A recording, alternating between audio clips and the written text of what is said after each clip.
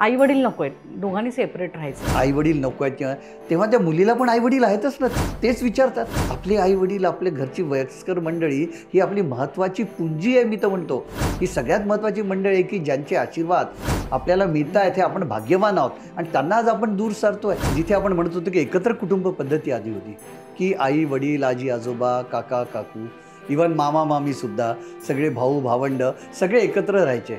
आणि एकत्र कुटुंब पद्धती जी एवढी मोठी, ज्याला आपण खटलं म्हणायचो आधी, खटल्याचं घर, आता ते खटल्याचं घर राहिलं नाहीये. आणि याचा सगळ्यात मोठा फायदा एकत्र कुटुंब पद्धतीचा हा होता मंडळी, की आपल्या घरामध्ये असणारी ही जी वयस्कर मंडळी आहे ही लहान मुलांना शिकवायची. जे आपण संस्कार म्हणतो, जे आपले व्हॅल्यूज ज्यालाबद्दल आपण म्हणतो, मॉरल व्हॅल्यूज, या कुठेतरी आपल्याला या जुन्या पिढी करूनच या नवीन पिढीला आल्या आहेत. लग्नानंतर आमचा मुलगा बदलला, लग्नानंतर आमची मुलगी बदलली. नाही, हे मी नेहमीच ऐकत आलोय, अजूनही ऐकतोय की लग्नापर्यंत तो खरंच चांगला होता हो, खरं बोरगावकर साहेब, लग्नानंतरच तो बिघडलाय. म्हणून आता जेव्हा ही एकत्र कुटुंब पद्धती नाहीशी झाली आहे, तेव्हा याचा सगळ्यात मोठा परिणाम या लहान मुलांवर झालाय. आज त्यांच्याकडे त्यांचे आजी आजोबा नाही आहेत, पण त्याचबरोबर या युवा पिढींनी पण एक लक्षात ठेवायला पाहिजे की जी काही त्यांची प्रगती होत आहे, आज जे काही ते आहे ते आपल्या आई वडिलांमुळे. नमस्कार, नॉलेज कट्टामध्ये तुमच्या सगळ्यांचं खूप स्वागत. असं म्हणतात की घराला घरपण येतं ते माणसांनी, आणि त्यातही ज्यावेळी वयस्कर माणसं घरात असतात तर त्या घराचं गोकुळ होतं. पण जसा काळ बदलत चालला आहे तसं सगळंच काही बदलतं आहे, आणि आता तर चक्क ही वयस्कर माणसंच नकोशी झाली आहेत. असं का व्हावं? आजच्या तरुण पिढीला या वयस्कर आणि ज्येष्ठ व्यक्ती घरात का बरं नको असाव्यात? आणि आज याच विषयावरती आपण चर्चा करणार आहोत. बुद्राणी ट्रस्टचे ट्रस्टी प्रकाश बोरगावकर सर, नमस्कार सर. नमस्कार. आमच्या कार्यक्रमात तुमचं खूप खूप स्वागत. गेल्या काही वर्षांमध्ये म्हणजे मुलं मोठी होत आहेत, सगळ्या गोष्टी होत आहेत, पण घरामध्ये वयस्कर माणसं नको असा एक ट्रेंड वाढत चालला आहे. काय आहे यामागची मानसिकता? आपण म्हणाल ते बरोबर आहे, कारण काळ बदलला आहे आणि या बदलत्या काळामध्ये सगळं काही बदललं आहे. आणि जिथे आपण म्हणत होतो की एकत्र कुटुंब पद्धती आधी होती की आई वडील, आजी आजोबा, काका काकू, इवन मामा मामी सुद्धा, सगळे भाऊ भावंड सगळे एकत्र राहायचे. पण आज काळ असा आला आहे की हळूहळू यातली एक एक व्यक्ती आता कमी कमी होत गेली आहे. म्हणजे नातेवाईक आहेत पण सोबत राहत नाही आहे. म्हणून ही जी एकत्र कुटुंब पद्धती होती ती आता बदलून फक्त आम्ही, नवरा बायको आणि आमची मुलं, बस एवढंच असं एक संकुचित कुटुंब असं हे निर्माण झालेलं आहे. आणि या एकत्र कुटुंब पद्धतीचा ऱ्हास हा दिवसेंदिवस होत चालला आहे. याला बरीचशी कारणं आहेत. यामधलं एक कारण असंही पण आहे की या बदलत्या काळामध्ये अर्बनायझेशन झालेलं आहे, नोकऱ्या पण लोकांना मिळत नाही आहे, या सगळ्या महत्त्वाच्या गोष्टी आहे. आर्थिक उलाढाल एवढ्या झालेल्या आहेत, त्याच्यामुळे आर्थिक अर्थार्जन जे आपण जे म्हणतो ते अपुरं कुठेतरी पडलं आहे. म्हणून फॅमिलीला पाहिजे तेवढं आपण लक्ष देऊ शकत नाही. तर या सगळ्या विवंचनेतून या तरुण मंडळीला बाहेर जावं लागलं आहे. आणि घराच्या बाहेर पडल्यामुळे काय झाले की ही ज्येष्ठ मंडळी ही एकटी पडलेली आहे आणि वेगळ्या ठिकाणी जाऊन त्यांनी आपला संसार थाटलेला आहे. इच्छा मनात आहे की सगळ्यांनी एकत्र असावं, पण या सगळ्या गोष्टींमुळे ते शक्य होत नाही आहे. बरं, घरं आधी मोठी होती, आता घरं पण लहान झाली आहेत. मग या लहान घरांमध्ये इतकी माणसं असणं हे सुद्धा बरोबर नाही आहे. आणि म्हणून हळूहळू कुठेतरी या गोष्टी कमी होत चालल्या आहे. आणि एकत्र कुटुंब पद्धती जी एवढी मोठी, ज्याला आपण खटलं म्हणायचो आधी, खटल्याचं घर, आता ते खटल्याचं घर राहिलं नाही आहे. आणि मला वाटतं कुठेतरी या बदलत्या काळामध्ये ना मंडळी, आपणही कुठेतरी ज्याला आपण वेस्टर्न कल्चर म्हणतो, पाश्चिमात्य ज्या गोष्टी आहेत त्याचा प्रभाव वाढत चालल्यामुळे एकमेकांमधला आपलेपणा, संवेदना एकमेकांना, करेक्ट, हे सगळं कमी झाल्यामुळे आता फक्त मला, मी आणि माझीच माणसं, माझंच कुटुंब म्हणजे नवरा बायको आणि मुलं, बस एवढंच आम्ही असावं, या विचाराने ही एकत्र कुटुंब पद्धती आता हळूहळू कमी होत चालली आहे. पण ह्याचे अनेक परिणाम हे तरुण पिढीवरती होतातच. म्हणजे जे आईवडिलांना सोडून दुसरीकडे राहत आहेत आणि आईवडिलांवरती पण होतात. याबद्दल तुमचा अनुभव काय सांगतो? नाही, खरोखरच हा जो एकत्र कुटुंब पद्धती ही जी नाहीशी होत चालली, याचा खरंच परिणाम फक्त एका पिढीवर होत नाही आहे, हा दोन्ही पिढीवर याचा परिणाम होत आहे. कारण जसं तुम्हाला कल्पना असेल की आपल्या लहानपणी, म्हणजे माझ्याही लहानपणी आम्ही एकत्र कुटुंबाबद्दलच वाढलेलो आहोत आणि घरामध्ये सगळे असल्यामुळे एकमेकाचा एक आधार असायचा. म्हणजे नुसता आर्थिक आधार नव्हे, तर एक भावनिक आधार. आणि कुठेतरी आपल्याला हे वाटायचं की घरात कोणीतरी आहे आम्हाला सांभाळणारं. आणि याचा सगळ्यात मोठा फायदा एकत्र कुटुंब पद्धतीचा हा होता मंडळी, की आपल्या घरामध्ये असणारी ही जी वयस्कर मंडळी आहे ही लहान मुलांना शिकवायची. जे आपण संस्कार म्हणतो, जे आपले व्हॅल्यूज ज्यालाबद्दल आपण म्हणतो, मॉरल व्हॅल्यूज, या कुठेतरी आपल्याला या जुन्या पिढी करूनच या नवीन पिढीला आल्या आहे. म्हणून आता जेव्हा ही एकत्र कुटुंब पद्धती नाहीशी झाली आहे, तेव्हा याचा सगळ्यात मोठा परिणाम या लहान मुलांवर झाला आहे. आज त्यांच्याकडे त्यांचे आजी आजोबा नाही आहेत, जे त्यांना सांगत नाही आहे की खरं काय, खोटं काय, चांगलं काय, वाईट काय. आणि संस्कार जे आपण म्हणतो त्या मुलांना मिळत नाही. पण त्याचबरोबर ही ज्येष्ठ मंडळीसुद्धा या आपल्याच मुलाबाळांपासून, नातवंडापासून दूर गेल्यामुळे ते एकटे पडलेले आहेत. म्हणून दोन्ही पिढीवर याचा परिणाम झालेला आहे. पण आत्ताचा जो काळ आहे तो म्हणजे मुलांसाठी देखील तेवढाच चॅलेंजिंग आहे, म्हणजे फायनान्शियली म्हणा किंवा सगळ्याच बाजूने म्हणा. तर अशा वेळी पालकांनी मुलांकडे म्हणजे मुलांवरती रागवण्यापेक्षा की सेपरेट राहतोय म्हणा असं करण्यापेक्षा आनंदाने त्याला राहू द्यावं का? जरूर आवश्यक आहे. कारण कसं झालं आहे, आता काळ बदलला आहे, कॉम्पिटिशन वाढली आहे. म्हणजे आता तर मी असं म्हणतो की मशीन युग झालं आहे. प्रत्येकजण धावपळीचं जीवन जगतो आहे आणि एवढी धावपळ करूनही पाहिजे तेवढा पैसा त्यांना मिळत नाही आहे. साठी जरी लहान फॅमिली असेल तरी इन्कम तेवढं नाही की ज्यामध्ये ते सगळ्यांकडे लक्ष ठेवू शकतील. म्हणून मला तरी असं वाटतं की आईवडिलांनी, विशेषतः वडीलधाऱ्या मंडळींनी या मुलांना बाहेर जाण्यासाठी थांबवू नये. कारण त्यांना जे काही आपण एज्युकेशन किंवा शिक्षण दिलं आहे त्याचा फायदा त्यांचा होण्यासाठी त्यांना जरूर बाहेर जाऊ द्या. तुम्ही त्यांना प्रोत्साहन करा. पण एक गोष्ट लक्षात ठेवा, ते जरी मुलं बाहेर गेले असतील, दूर गेले असतील, तरी त्यांच्या मनामध्ये हा विश्वास निर्माण करा की जेव्हा त्यांना आमची आवश्यकता असेल तेव्हा आम्ही आहोत. हा विश्वास त्यांच्यामध्ये निर्माण करा. म्हणजे मुलाबांना हे वाटता कामा नये की आम्ही आईवडिलांपासून दूर गेलो तर आईवडील आता आमच्याकडे येणार नाही आहे. तो विश्वास या आईवडिलांनी त्यांच्यामध्ये निर्माण करण्याचा आहे. पण त्याचबरोबर मला हेही सांगायचं आहे की मुलं बाळं दूर गेल्यानंतर आईवडिलांनी सुद्धा जास्त अपेक्षा मुलांबाळगून ठेवू नये. मग मी खरं तर याच मुद्द्यावर येणार होते की याचा अर्थ असा की आपण मुलांना म्हणजे अगदी शिक्षण द्यायचं, उच्च शिक्षण द्यायचं आणि मुलं नंतर जसं आपण म्हणतो की पक्षी नंतर घरट्याबाहेर उडून जातो, हा त्यातला एक प्रकार आहे. पण ह्याच्यामध्ये आईवडील खरंच एकटे पडतात. म्हणजे नंतरच्या त्यांच्या आपण जरी कितीही म्हटलं तरी मानसिक त्यांचं थोडंसं खच्चीकरण होतं या गोष्टींमुळे की आमची मुलं आमच्याकडे जवळ नाहीत. शिक्षणासाठी किंवा नोकरीसाठी जेव्हा मुलं बाहेर जातात तेव्हा मला वाटतं की आईवडील ते एक्सेप्टच करतात. पण ज्यावेळी मुलं इथे राहून दुसरीकडे राहतात किंवा घरामध्ये आईवडिलांना तेवढा मान सन्मान मिळत नाही, त्यावेळी मात्र पालकांचं मन दुखावतं. तर अशामुळे मुलांची देखील काही ड्युटीज आहेत आईवडिलांप्रती. आहे ना, खरंच. कारण शेवटी कसं आहे माहिती आहे का, हा सगळा भावनेचा खेळ आहे, ज्याला मी नेहमी म्हणतो भावनिक गुंतागुंत आहे. आपल्याला आपल्या मुलांबाळांकडून अपेक्षा आहे, त्यांना लहानाचं मोठं आपण केलं आहे आणि या मुलांमध्ये आपण स्वतःला बघतोय अगदी कुठेतरी. कारण बऱ्याच आईवडिलांचं असं असतं, बऱ्याच मला वाटतं की सगळ्यांचंच असेल हे कदाचित, की जी आपली राहिलेली स्वप्न आहेत ती आपण मुलाबाळांतर्फे ते पूर्ण करण्याचा प्रयत्न करतो. त्यामुळे प्रत्येक आईवडील मुलाबाळांना सपोर्ट करतात, त्यांनी पुढे जावं. आणि ते जेव्हा मुलं पुढे जातात, दुसरीकडे जातात, तेव्हा आईवडील अपेक्षा ही पण ठेवतात की आता त्यांनी माझ्याकडे परत यावं. एकीकडे तुम्ही त्यांना बाहेरही पाठवता, दुसरीकडे तुम्ही त्यांना याही म्हणता, हे शक्य होत नाही आहे. मला कळतं या भावना, या अपेक्षा या कबूल आहे, या असणं आवश्यक आहे मुलांबाळासाठी. पण मुलाबाळांच्या उन्नतीसाठी कुठेतरी तुम्हाला त्यांना पुढे पाठवायचं असेल, त्यांची प्रगती पाहिजे असेल तर तुम्हाला या अपेक्षा कमी करणं गरजेचं आहे. म्हणून तुम्ही त्या कमी करा. पण त्याचबरोबर या युवा पिढींनी पण एक लक्षात ठेवायला पाहिजे की जी काही त्यांची प्रगती होत आहे आज, जे काही ते आहे ते आपल्या आईवडिलांमुळे. म्हणून त्यांनीसुद्धा त्याचा विचार गांभीर्याने केला पाहिजे. ते भले त्यांच्यासोबत नसतील पण त्यांच्या टचमध्ये ते राहू शकतात. डेली त्यांना कॉल करू शकतात. जेव्हा वेळ मिळेल तेव्हा आठवड्यामधून म्हणा किंवा 15 दिवसातून किंवा महिन्यातून एकदा तरी जाऊन त्यांना भेटा, त्यांना विचारा काय कसे आहात, काय काय नाही, थोडा वेळ त्यांच्यासोबत घालवा. तर हे सगळं करणं, ही जी ॲडजस्टमेंट आपण म्हणतो, ही करणं या दोन्ही पिढींनी गरजेचं झालं आहे. सर, गेल्या अनेक वर्षांपासून तुम्ही ज्येष्ठ नागरिकांसाठी काम करत आहात. अनेक वेगवेगळे कंगोरे तुम्ही बघितलेले आहेत. प्रत्येक वेळी म्हणजे आई वडिलांनाच विलन म्हणून बघणं हे मुलांनी कमी करायला हवं. मुलांकडनं हे असं होतं ना, नाही असं नाही. म्हणजे अशा बऱ्याच केसेस आहेत. मी सांगतो काय होतं बघा, कधी कधी आईवडिलांचं पण चुकतं. कारण जेव्हा मी आता काउन्सिलिंग जेव्हा करतो तेव्हा माझ्या लक्षातही येतं काय होतं की लहानपणी त्या मुलांना काय बनवायचं काय नाही हे आईवडील ठरवतात. आणि ते त्या मुलांना सांगतात की नाही, तू डॉक्टरच झाला पाहिजे किंवा तू इंजिनियरच झाला पाहिजे. मुलगा किंवा ती मुलगी ठरवत नाही, हे आईवडील ठरवतात. कधी कधी त्या मुलांच्या मनात ते नसतंही, त्यांना दुसरं काही करायचं असतं. पण ते न करता त्यांना आईवडिलांनी सांगितलं म्हणून त्यांना ते फोर्सफुली करावं लागतं. मग ही मुलं जेव्हा मोठी होतात तेव्हा कुठेतरी त्यांच्या मनामध्ये ते राहतं सारखं की मला हे करायचं होतं पण हे झालं नाही, आईवडिलांनी करू दिलं नाही. हा झाला एक भाग. दुसरा भाग माझ्या असे लक्षात आले की कधी कधी आईवडील मुलांवर जबरदस्ती करतात किंवा रागावतात किंवा मारतात. कबूल आहे, काहीतरी चुका त्यांच्या झाल्या त्या सोडून, पण या गोष्टीनं मुलांच्या मनामध्ये राहतात. आणि मोठी झाल्यानंतरनं त्या गोष्टी बाहेर निघतात.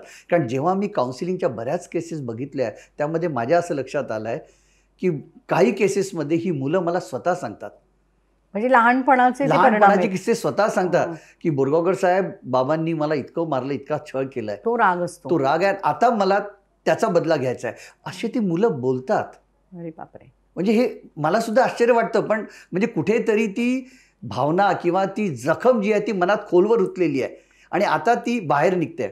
तर काउन्सिलिंगद्वारे मला त्या गोष्टीचा अजून एक फायदा झालेला आहे की त्यांच्या मनामध्ये जे काही साचलेलं आहे ते बाहेर निघण्याचा प्रयत्न या काउन्सिलिंगद्वारे मी करतोय आणि ते बाहेर निघाल्यावर मला कळते की एक्झॅक्ट कारण काय, आणि मग त्यांना समजावून दोन्ही पिढीला थोडे करून मग त्यांना एकत्र आणण्याचा त्यांच्यामध्ये. प्रयत्न आम्ही करतो. पण ही गोष्ट आहे, कधी कधी तर मुलं तेही म्हणतात की आम्हाला हे करायचं होतं जीवनात, ते आम्ही केलं नाही, आई बाबांनी आम्हाला हेच करायला सांगितलं.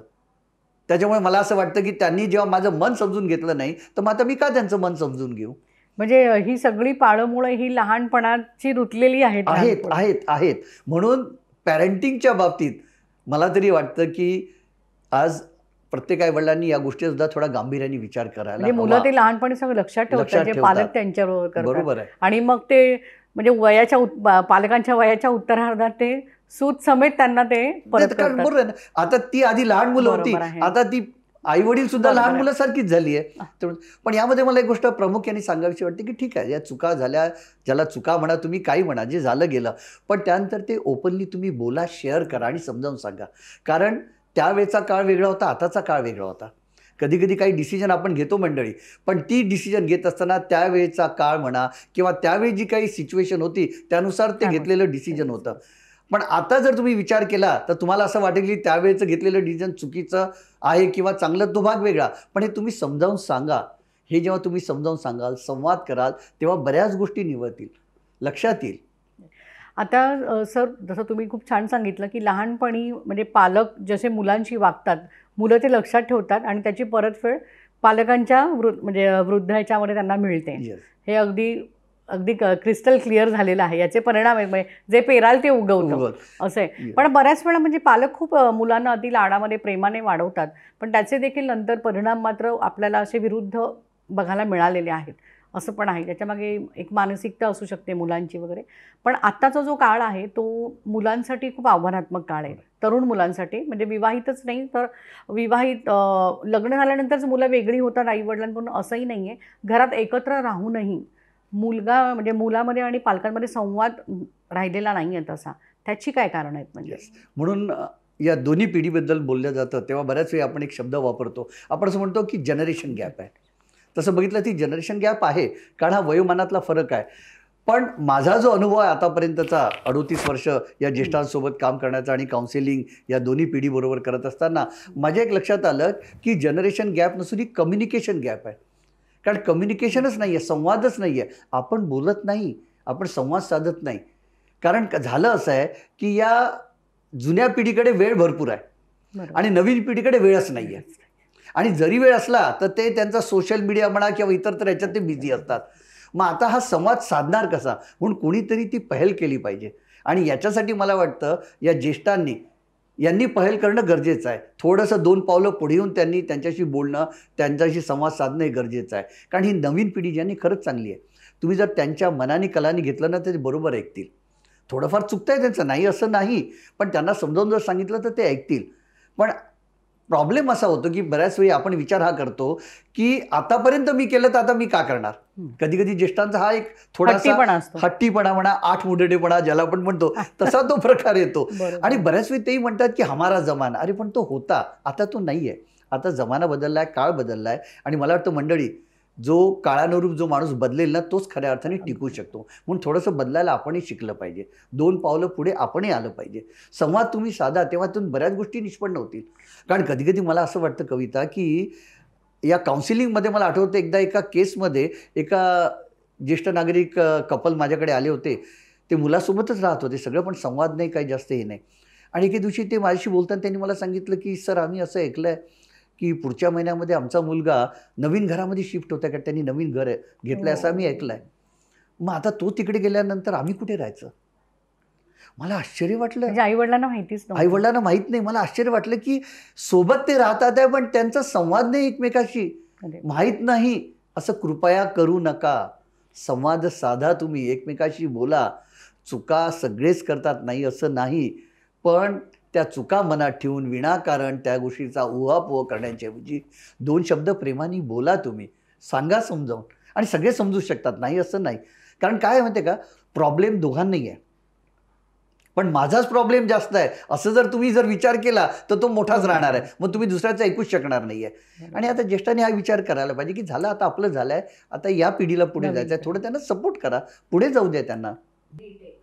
सर, आता हल्लीच्या म्हणजे हल्ली असा एक ट्रेंड आलेला आहे गेल्या काही वर्षांपासून, की जेव्हा मुलाचं लग्न ठरतं, मुलाचं किंवा मुलीचं म्हणा, दोघी बाजूने लग्नाच्या गोष्टी जेव्हा होत असतात, तर प्रामुख्याने मुलीच्या घरून विचारलं जातं की मुलाच्या नावावरती घर आहे का, किंवा घर नसेल तरीसुद्धा, असेल किंवा नसेल म्हणा तरी पण आईवडील नको आहेत, दोघांनी सेपरेट राहायचं आहे.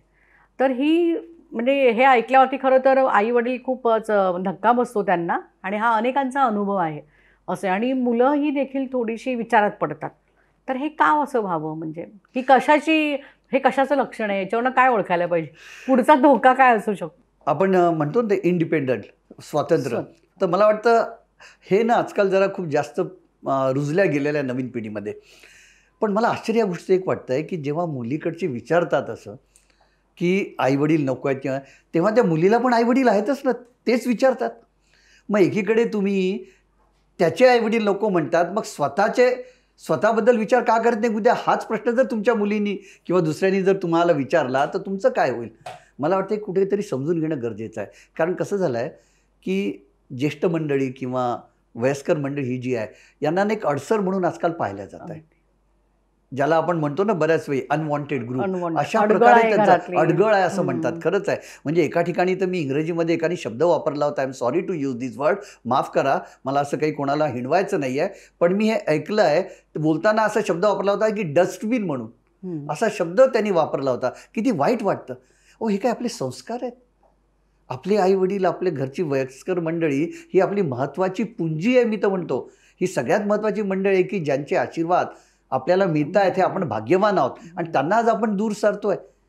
मग यामध्ये कुठेतरी तुम्ही या गोष्टीचा विचार करा. अरे ती मंडळी आहेत म्हणून आज आपण आहोत, तर हा विचार कृपया करू नका. तुम्हाला जर अडचण वाढसेल काय असेल तर बोला त्यांच्याशी, आणि ही पण मंडळी खूप चांगली, ती तुम्हाला थांबवणार नाही. त्यांना जेव्हा कळेल ना तेव्हा तेच 2 पावलं मागे जातील. जशी मंडळी 2 पावलं पुढे यायला तयार असतात मदत करायला, तेव्हा ज्यांना असं वाटेल की नाही इथे आपला अडचण होत आहे, तर हीच मंडळी 2 पावलं मागे जातील.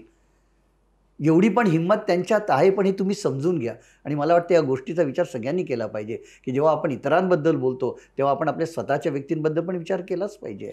सर, जाता जाता एक माझा शेवटचा प्रश्न आहे की जो म्हणजे सगळीकडे त्याबद्दल बोललं जातं, प्रामुख्याने म्हणजे आई वडील जे असतात मुलाकडचे किंवा मुलीकडचे देखील, लग्नानंतर आमचा मुलगा बदलला, लग्नानंतर आमची मुलगी बदलली. तुम्ही ज्येष्ठ नागरिकांबरोबर खूप काम केलेलं आहे, काय सांगाल या अनुभवाबद्दल? नाही, हे मी नेहमीच ऐकत आलो, अजूनही ऐकतोय की लग्नापर्यंत तो खरंच चांगला होता, खरं बोरगाव साहेब, लग्नानंतरच तो बिघडलाय. हे सगळं मला आश्चर्य वाटतं. बिघडलं कोणीच नसतं. काय माहिती आहे का, हे सगळं याचं महत्त्वाचं कारण जे मला असं वाटतं, अनुभवावरून मी सांगतोय की हे सगळं अपेक्षेमुळे होत आहे. कारण आपण अपेक्षा खूप वाढवतो, आपल्या अपेक्षा खूप जास्त असतात आपल्या मुलांकडून किंवा आपल्या सुनेकडून किंवा आपल्या मुलीकडून किंवा जावयांकडून, आणि जेव्हा त्या अपेक्षा पूर्ण होत नाही तेव्हा कुठेतरी मग असं वाटतं की काहीतरी गडबड आहे किंवा चुकीचं झालं आहे. त्याच्यामुळे परिस्थिती चांगलीच आहे, सगळं व्यवस्थित आहे, नाही असं काही नाही आहे, पण आपल्या अपेक्षेमुळे आपल्याला ती परिस्थिती वाईट दिसते आहे. त्यामुळे अपेक्षा कमी करा, समजून घ्या त्यांना, आणि मग बघा तुम्हाला चित्र पलटलेलं हे दिसेल. अगदी छान. मला वाटतं सरांनी आपल्या सगळ्या प्रश्नांची उत्तरं खूप छान दिली आहेत, आणि सरांबरोबर झालेल्या गप्पा या प्रत्येकाच्या आयुष्याशी निगडीत अशा गप्पा आहेत, त्याच्यातून बरंच काही आपल्याला मिळालं असेल. सर, आज आमच्या शोमध्ये तुम्ही आलात आणि तुमचा बहुमूल्य वेळ आम्हाला दिलात, याबद्दल खूप खूप धन्यवाद.